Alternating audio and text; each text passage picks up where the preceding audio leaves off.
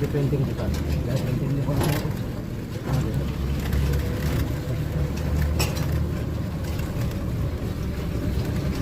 ভেতরে যাওয়া যাবে, ভেতরে যাওয়া যাবে না।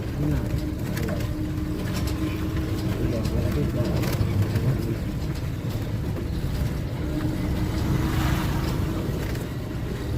সাঁওতালি দেখতে পাচ্ছ, রামচন্দ্রের গঙ্গাতে বানানো আদিবাসীদের একটা পরিবার, এর দেশে অন্য দেশে কাজের সন্ধানে গেছে, এরকম একটা কাজ উনি তৈরি করেছিলেন।